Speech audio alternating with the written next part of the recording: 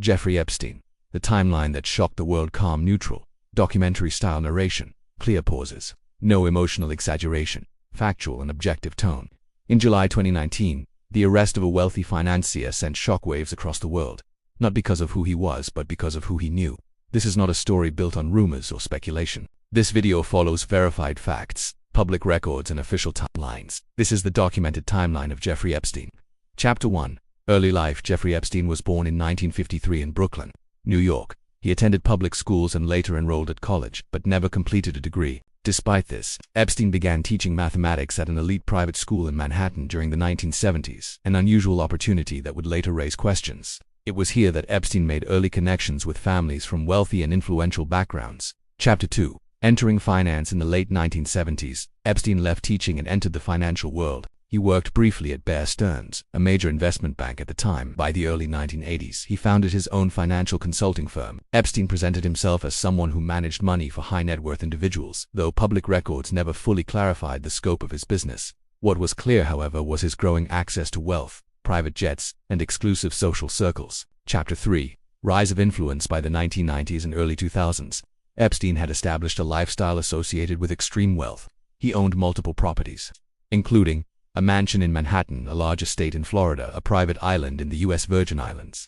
He also traveled frequently and was photographed attending events with politicians, academics, and business leaders. It is important to note, many of these associations were social, and public records do not imply wrongdoing by all individuals seen with him. Chapter 4. First investigation. In 2005, local authorities in Florida began investigating Epstein following reports made to police. The investigation led to federal involvement. In 2008, Epstein reached a controversial plea agreement with prosecutors. He pleaded guilty to state charges and served time under a work release program.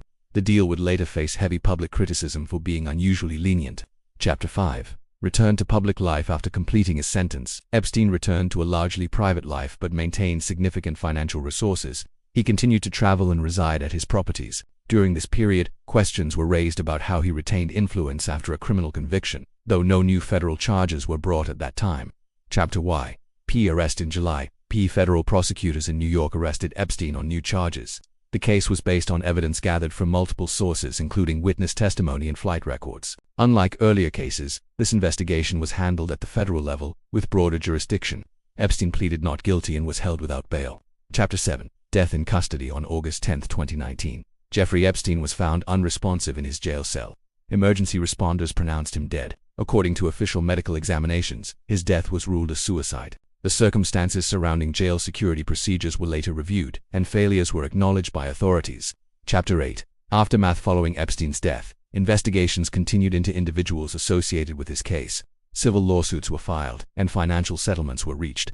Government agencies released reports examining how the justice system handled the case. The Epstein case became a global reference point for discussions about accountability, power, justice, institutional responsibility. Conclusion. Jeffrey Epstein's story is not just about one individual. It is about how wealth, access, and influence can intersect with the justice system. This timeline reflects what is publicly known, not speculation, and while many questions remain, the facts alone were enough to change public trust forever. If you value fact-based storytelling without exaggeration, consider subscribing for more documentary-style content. Thank you for watching.